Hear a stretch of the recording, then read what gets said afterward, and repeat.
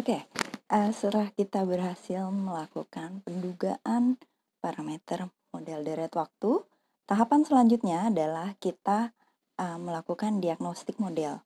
Apa ini diagnostik model ya? Di sini dari parameter model yang telah kita duga sebelumnya, kita lakukan pengecekan atau apakah model tersebut memang sudah fit atau belum terhadap datanya. Nah, ingin tahu bagaimana cara melakukan diagnostik model? Berikut video penjelasannya. Oke, masuk ke diagnostik model. Nah, di sini yang pertama bisa kita lakukan untuk mendiagnostik model yang sudah kita tentukan ya, kita bisa melihat dari plot sisanya. Nah, di sini ini ada plot standardized residual dengan time-nya. Plot yang diharapkan ini berbentuk pita persegi panjang horizontal di sekitar nilai 0 tanpa ada pola tertentu. Nah, ini contoh plot residual dari AR1 untuk data color. Oke, ini untuk data SQRT ya. Plot sisaannya seperti ini untuk AR3. Nah, di sini bisa kita lihat ya. Mulai dari titik ini kelihatan ragamnya itu mulai membesar dibandingkan dengan plot yang sebelumnya. Nah, kalau yang gambar yang ini 8.3 ini data dari log oil price, ya modelnya IMA 1,1. Ragamnya memang relatif konstan ya di antara 0 ini. Tapi di sini bisa dilihat ada nilai-nilai yang sangat ekstrim ya di beberapa nilai ini. Nah, plot kedua yang bisa kita lihat adalah plot kenormalan sisaan. Biasanya kita lihat pakai plot kuantil-kuantil. Nah, ini adalah plot kuantil-kuantil dari AR1.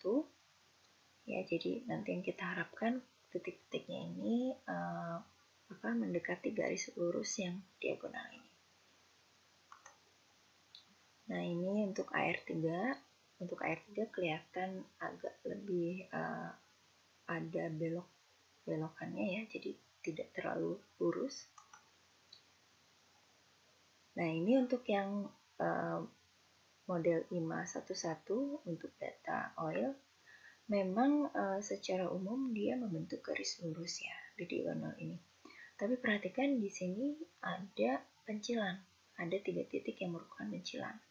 Ya, jadi kemungkinan ketiga titik ini harus ditangani terlebih dahulu sebelum kita teruskan masuk ke dalam model.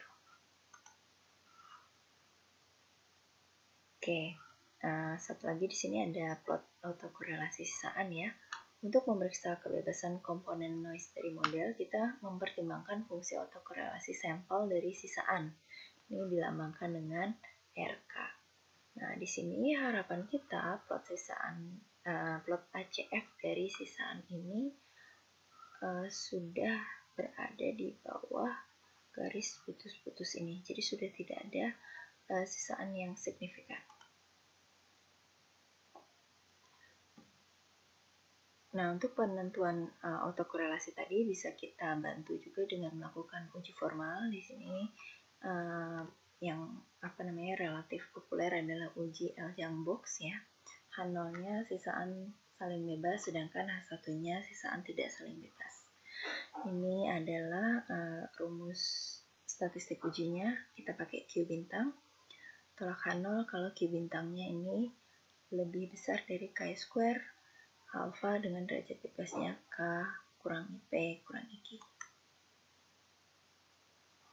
Ini contoh hasil output dari uji L-Young-Box ya. Oke, ini besaran residual ACF-nya di leg 1 sampai 6 dan ini nilai Q bintangnya di mana kita di sini kita diketahui K-nya sama dengan 6. Ini datanya dari mana? Ini data contoh aja, ilustrasi aja diambil dari soal ya, misalnya cara menghitung Q bintangnya. Oke, next kalau kita sudah melakukan diagnostik tadi dan UJL Jumbox-nya juga sudah oke, sudah tidak ada lagi autokorelasi antar sisaan, kita bisa lanjutkan dengan yang namanya overfitting ya. Nah, di sini kalau teridentifikasi AR2 tadi misalnya signifikan semua, UJL Jumbox-nya juga bagus, bisa kita lakukan overfitting dengan AR3. Untuk kasus tersebut, AR2 akan tetap kita pilih kalau penduga parameter tambahan atau C3-nya ini tidak signifikan. Atau kalau penduga parameter C1 dan C2 tidak mengalami perubahan secara signifikan antara AR2 dengan AR3. Oke, ini contoh overfitting ya. Kalau ini dari model AR1 ya, dapat AIC-nya 216, R2 didapat AIC-nya 217. Nah, jadi sebenarnya dari output ini ada informasi yang sedikit kurang, tidak bisa langsung kita simpulkan ya. Sebenarnya ada informasi apakah parameter-parameter dari AR1 dan AR2 ini signifikan atau tidak. Nah, itu nanti yang harus kita cek juga ya. Oke, bisa juga sebenarnya kalau ada info SE-nya ini standar error, tapi memang harus dihitung lagi gitu ya, apakah p-value-nya itu nanti signifikan atau tidak. Nah, pemilihan model terbaik juga ini bisa kita pakai AIC, BIC, MAPE, MSE, MAD, atau indikator lain yang sudah pernah kita pelajari. Oke, sebagai ilustrasi di sini saya gunakan data Minitrack ya pada topik 12 kemarin. Oke, datanya saya masukkan ke Minitab. Nanti kita pilih Start Time Series. Kita pilih ARIMA. Kemarin berdasarkan yang kemarin kita dapat modelnya MA1 ya. Di sini kita masukkan datanya. Terus ini pilih yang non seasonal, diisi 001 ya. Nah, kita klik yang bagian graph-nya. Nah, ini kita bisa klik ACF dan PACF-nya. Ya, ini juga boleh ya. Individual plotnya memang kalau memang mau dilihat. Oke, ini hasilnya ya. Ini adalah pengujian parameter untuk MA1. Terlihat kalau MA1 ini dia signifikan. Nah, di sini diperoleh ada mean square-nya sama hasil UJL Jumbox-nya. Bisa dilihat di sini hasil UJL Jumbox-nya di leg ke-12, 24 maupun 36 ini sudah tidak ada yang autokorelasi yang signifikan ya. Berarti modelnya dianggap sudah oke. Nah, ini tadi kita pakai hipotesis yang ini.